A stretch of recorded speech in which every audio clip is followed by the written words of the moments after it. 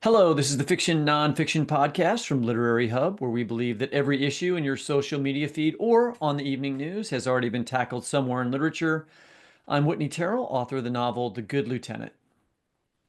And I'm Vivi Ganeshananthan, also known as Sugi, author of the novel Brotherless Night. And Whit, I've got a new episode idea for you. All right, what's the news peg? There's no news peg. This, how many times have we gone over this? This is a podcast that talks about how current news has already been tackled in literature somewhere else. I'm not sure how we got to that verb, but we have news pegs.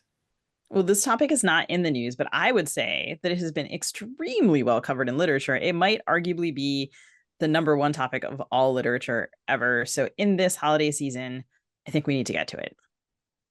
I'm not doing a shopping episode. Okay, I'm talking about love. Oh, at long last. It's true. I mean, just because I'm this podcast resident pessimist and doom scroller does not mean I am uninterested in love. I doom scroll. I doom scroll because I'm afraid of people who, in their daily actions, show that they don't understand love at all. But it's the most important thing. We started this podcast as at a memorial service for a teacher that we both loved, and it seems fitting to think about love now in this other period of, I guess you'd say, political mourning. And to help us do that, we're joined by Carvell Wallace. Carvell is a writer and podcaster who's contributed to The New Yorker, GQ, New York Times Magazine, Pitchfork, MTV News, and Al Jazeera. He was a 2019 Peabody Award nominee, a 2022 National Magazine Award finalist, and a 2023 winner of the Mosaic Prize in Journalism. He was a UCross fellow in 2025, and he's going to be a UCross fellow in 2025. Hasn't happened yet. But he's here to talk to us about his debut memoir, Another Word for Love, from MCD Books. The book is a 2024 Kirkus finalist in nonfiction. Carvell, welcome to the show. Thanks for having me. So, you have a chapter midway through your memoir called The End Again. And in that chapter, you write about living through two disasters, the pandemic and climate change caused fires in California during the pandemic. And you write, quote, "We know the sky is burning. We know our country is killing us. We know whiteness means to destroy us."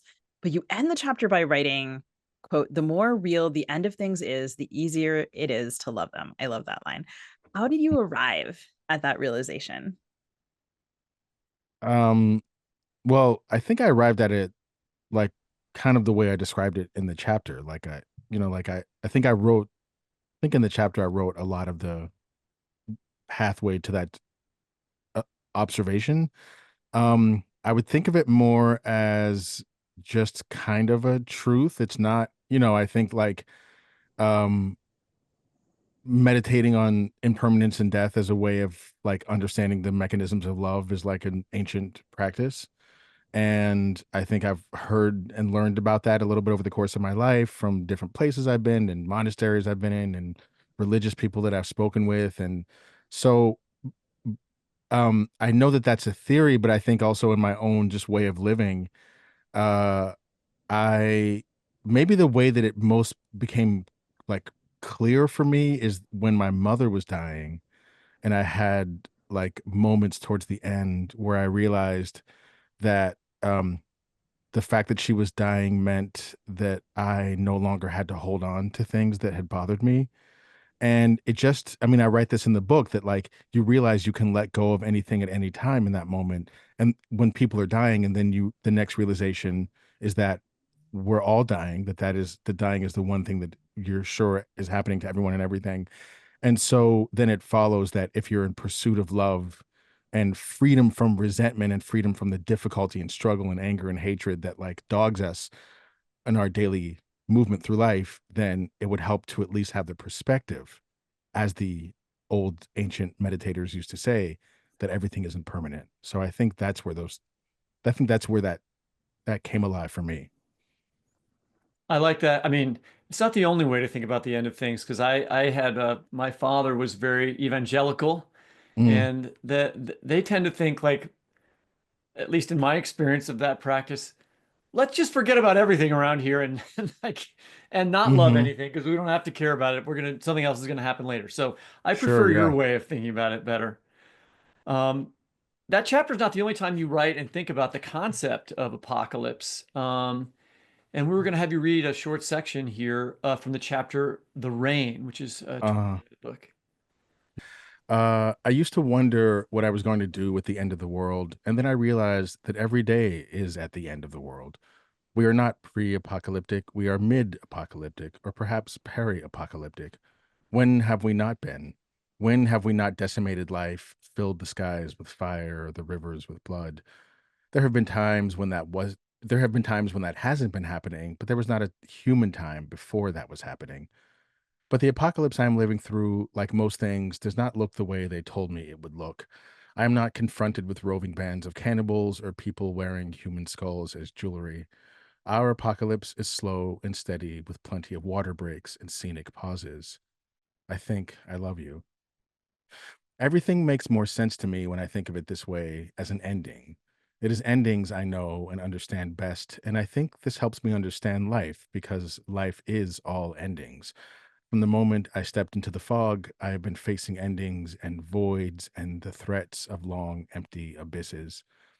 At a certain point, I knew what I would be doing when things ended. I would be paying attention. I would be fully living and trying to love to the very ends of my grasp, the limits of myself. I would take each moment as a miracle. I would see everything there was to see, holding my face, my bodies to the fires of love. I would try. I noticed recently that almost all animals have the same eyes: birds and lizards, whales and leopards, roaches and frogs and rodents and jaguars, black, infinite, ancient, without hurry or pause, without judgment or deception. I wonder if this might be the eye of God. I wonder if this simple and pure way of seeing is, in fact, another word for love. Thank you so much. I'm just reminded as I hear you read that about I don't know. I remember being an MFA candidate and hearing sort of Marilyn Robinson talk about attention as a form of love, and Mm, you use this beautiful phrase, the simple and pure way of seeing, another word for love. And we've been doing this podcast since 2017. mhm. We've done episodes on mass deportation, on climate change, on George Floyd, on January 6th, on the rise of authoritarianism. We did like 7 different, we must have done that episode a bunch of times. Yeah. So that is one way of paying attention to the apocalypse.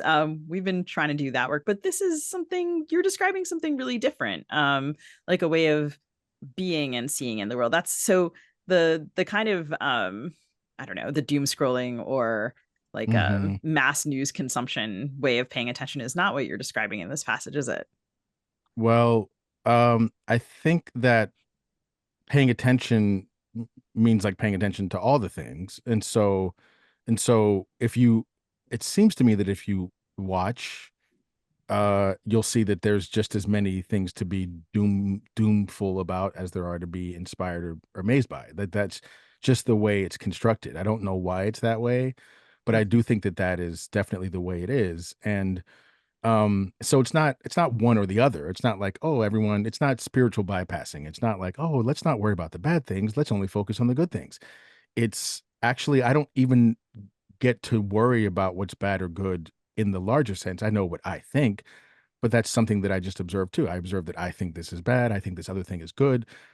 But the act of paying attention does, I think, for me, I don't even want to give an answer. I'm reluctant to give answers because I actually think that a lot of what is wrong with like our thinking and culturally is that we're constantly looking for the end of the story. We're like looking for the answer. We're like, oh, the bad guys won. I can't believe it. Oh no, we now the good guys won. We're going to be the good guys and the good guys won. And actually, I think that this way of thinking that is like highly inspired by LA and Hollywood and the Hays Code, and don't get me started on that, but I have a whole theory about how that impacts the way we understand our stories as a human species, especially in this culture. It Why it can't we get you Wait, started wait, on yeah. that? Can you actually because What would be please because wrong take with there's that? that? it takes a long okay. You guys know what the Hays Code is, right? Yeah. Yeah, Okay, so but say so it for our Wait, listeners yeah. if you I was would. Maybe so they.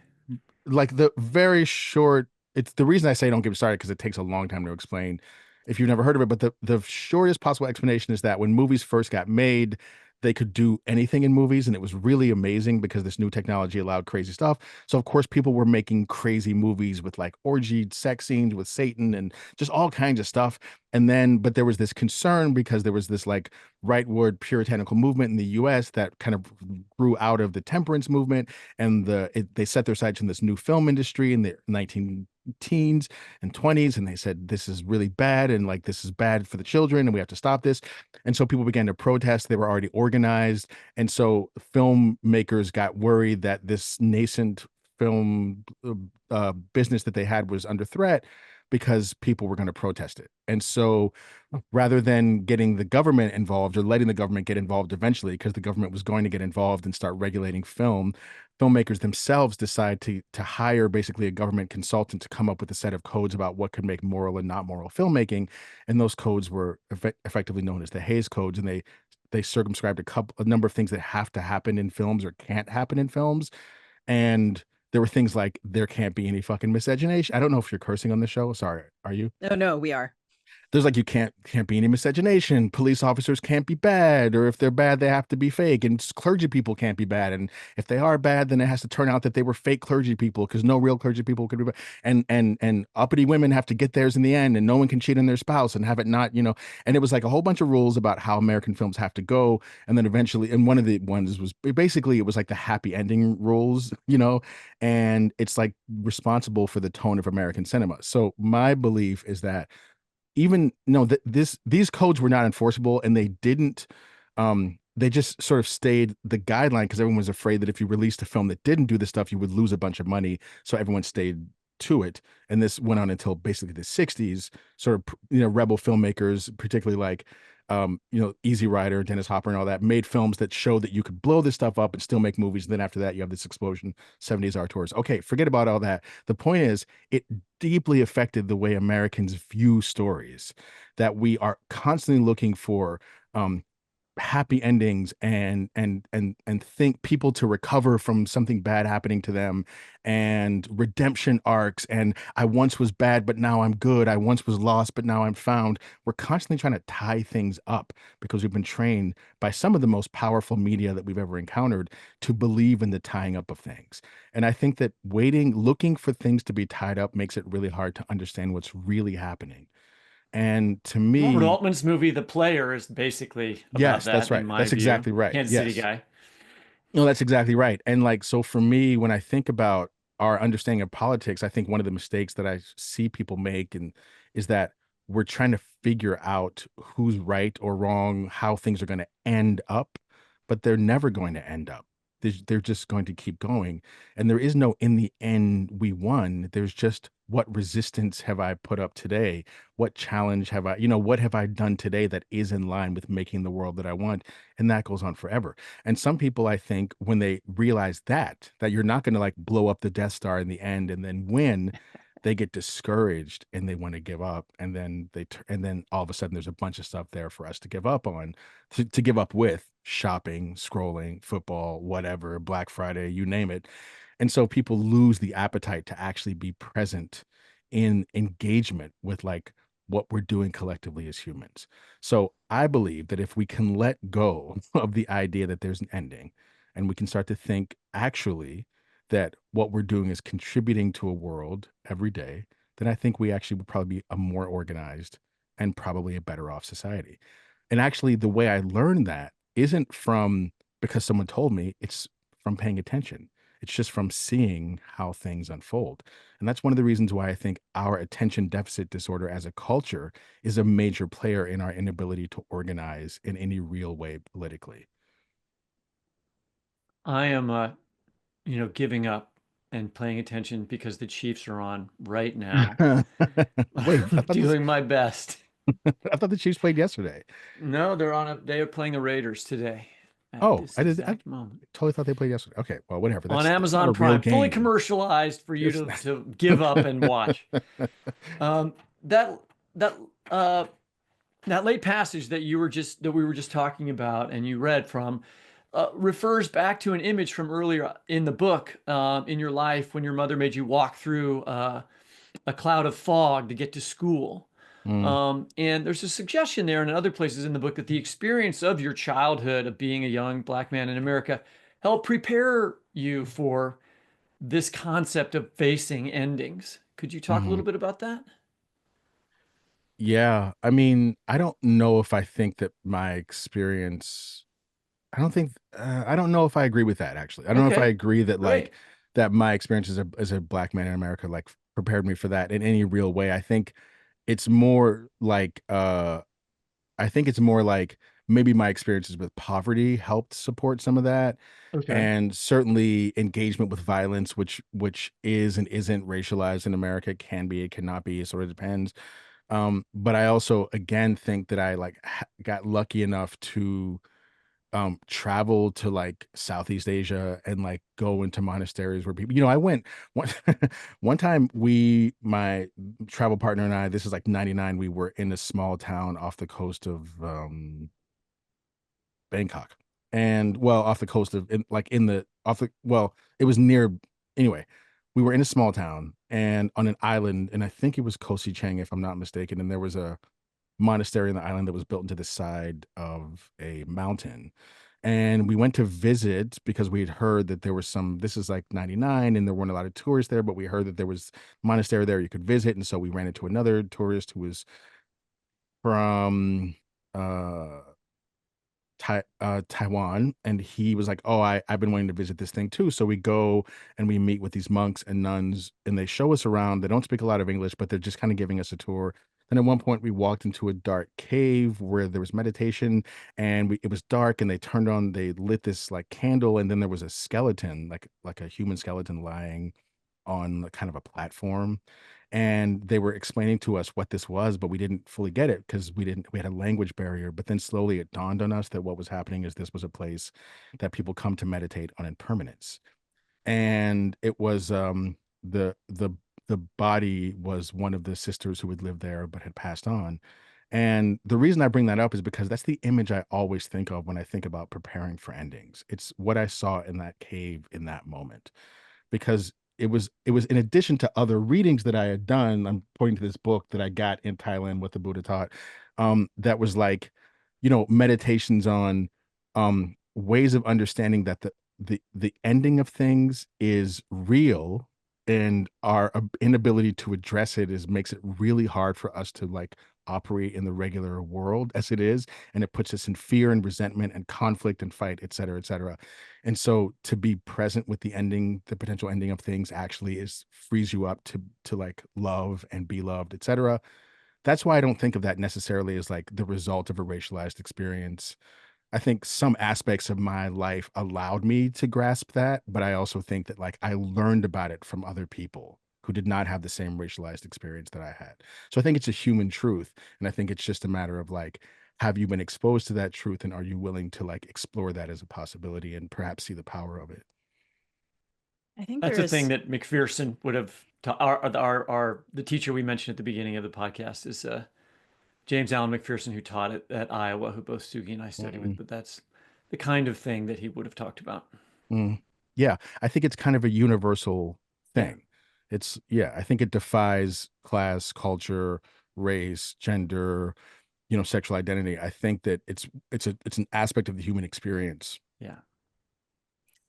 So you were mentioning in that answer poverty, and you and your mother were at times housing insecure. You had difficulty finding food, and you write, "I had just turned 8 when my mother gave me up for a second time, and that her anger reminded you of a shark." But you also write, "The feeling of hurtling along is itself the feeling of home," just like I think so connected to what you just said. "A human Mm. truth, the size of the universe, the size of my mother and me in a motel with no future to be certain of." Could you just talk a little bit about your mother and kind of introduce her to our listeners and describe for them a little bit what she was like? Yeah, I think she was a frustrated creative genius. I think she was a person who was, like, endowed with, like eh, advanced creative capacity, and lived a life in which for a wide variety of reasons, she was unable to like pursue those. When she was born, the body she was born in, what happened to her life after she was born. She was like a single mom. She got pregnant at 19. She didn't have a college education. She had to figure out how to like keep the lights on for her and her son. That was a difficult task. It didn't always work out. Um, she was incredibly intelligent. She probably had some mental health disorders that made it hard for her to function. And so but I think that I always think when I think of her, I think of a person having a life that was actually meant to be elsewhere.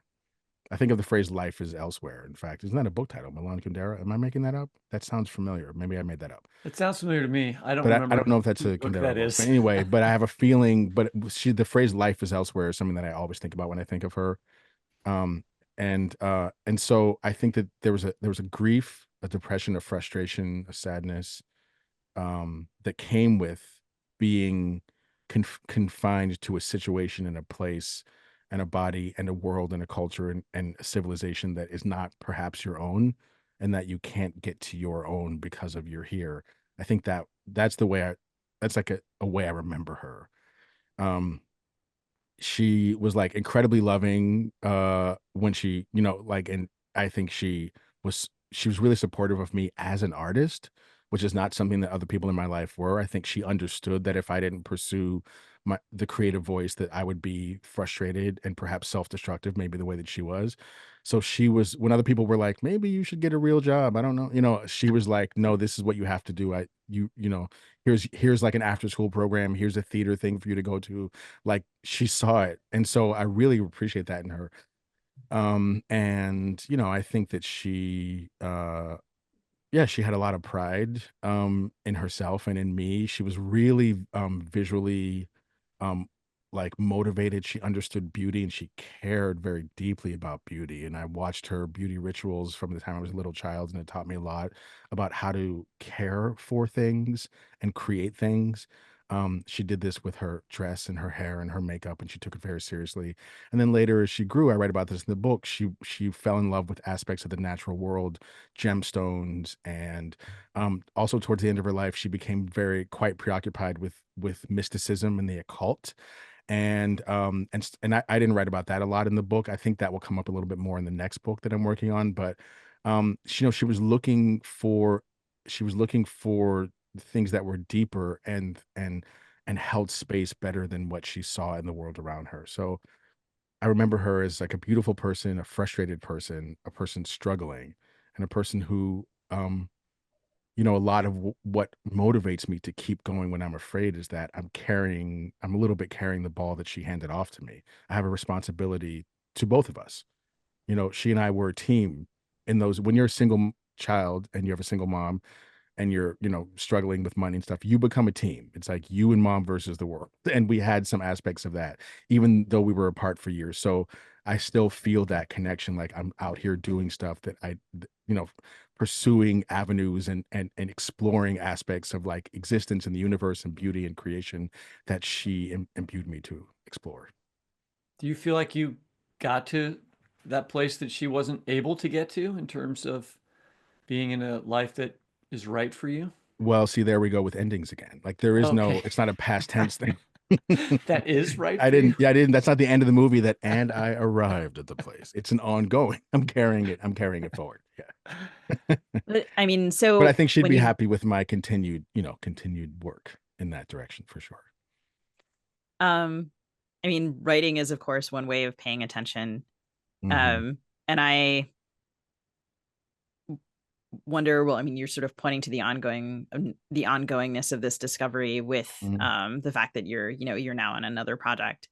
But as you pay attention to the people in your life, from the point of view of writing, what different kinds of revelations or thoughts? I'm really trying hard not to make this an end framed question. It's a struggle.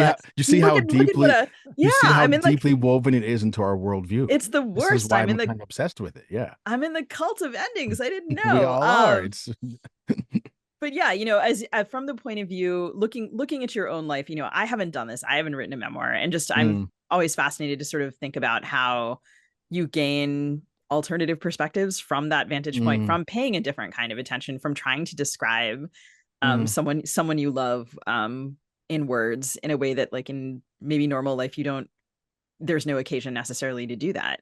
mhm. How did you find that experience? Like, did it bring you to any new questions that you are still exploring? I did it, Uh, kind of. You have yeah. to end the question eventually, even if there's no ending. That's true. There is an end to the sentence. What is it that another friend of mine said? There are no periods, only commas. But I think, I mean, I think of, when I write about people in my life, I write about them as a form of like the writing is itself a form of exploration about, Right. I'm like revisiting. It's like I used to, I don't smoke weed anymore, but I used to smoke weed a lot, as maybe you can tell. And well, like me and my roommates in college would smoke weed and like what we call trip out on something, which is that you would take a normal concept and you'd be like, wow, like what is the deal with Wendy's? Like Wendy's, man, like think about Wendy's, dude. And you'd like go deep on Wendy and for 20 minutes, you'd be like, yeah, and that weird, and the hamburgers are square.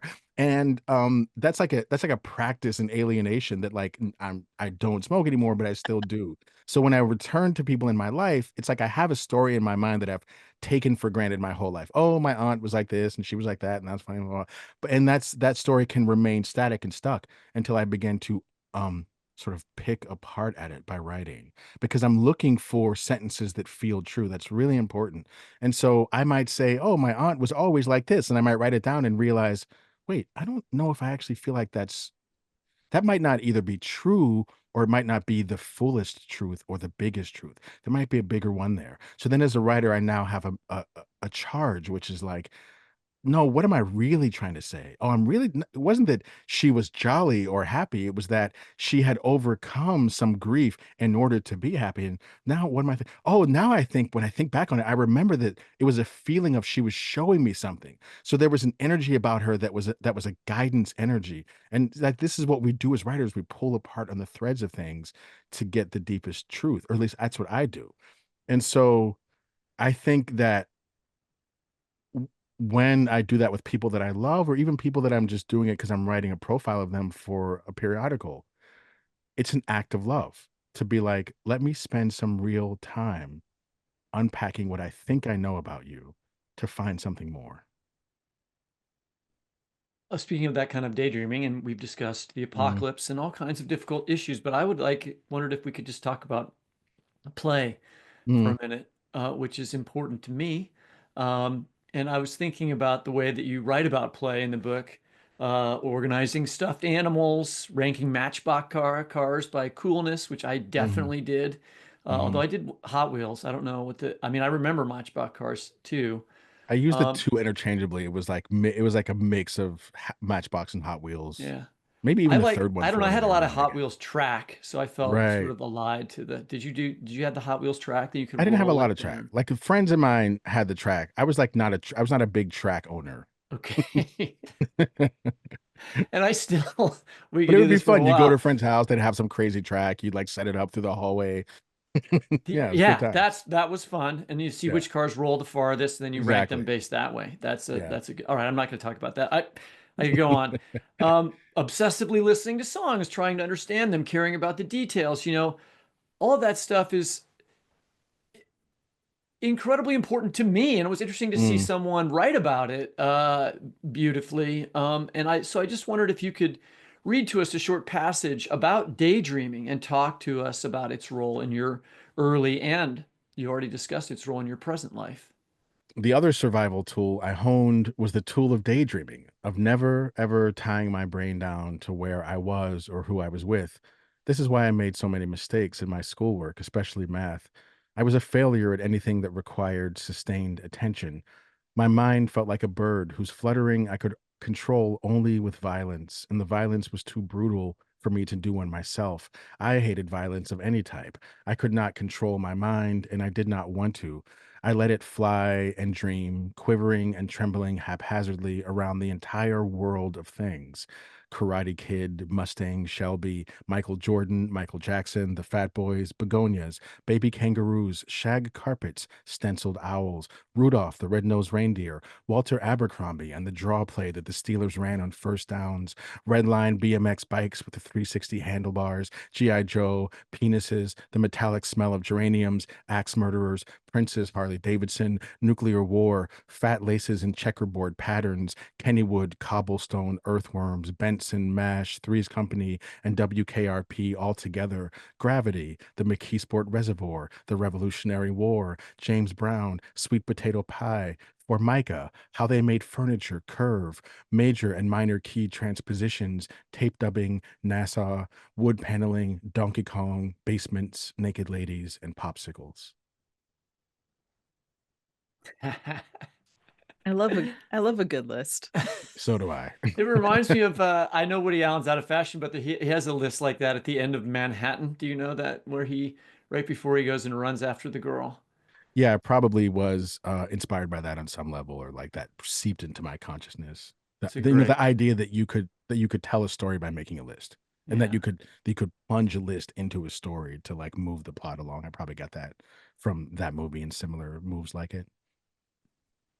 So I want to talk a little bit about masculinity and how Mm, you write about it in this book. I mean, Whitney was referring to our era of political mourning. And I think, I don't know, so much of the grief that I feel is sort of watching um, young men, male identified persons who are discouraged from the kind of mm, play that you write about in other parts of the book, like kindness and beauty. There's no reason that these things should be divorced from masculinity. And yet yeah. we are in a culture, we're steeped in a culture that suggests that to be kind is to not be masculine, to appreciate beauty in say the natural world Hmm. is to be in some way emasculated. And I wonder if you can talk a little bit about how you write about masculinity in this book, and how you um, bring those two things together, the kind of the daydreaming and the play and the free association and the kind of the wholehearted appreciation of, I think, I don't know, joy and beauty, Hmm. um, and how that is kind of at odds with the version of masculinity this world seems to be trying to impose on us. Hmm. Yeah. The word divestment comes to mind, actually. And I think probably because if I think of masculinity as a system, um, with not just a culture, but like a system of order, that these things are to happen and these things are not to happen, and if things are to happen, they are to happen in this way, not this other way. And a system that like people adhere to because they fear losing social capital, or in some cases feel physically unsafe by not adhering to.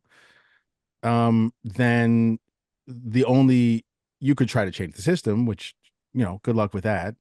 But I think that maybe, or you could actually, what I'm trying to say is you could try to change the system by confronting it headlong and trying to destroy it, or you could divest from the system and try to contribute to its crumbling.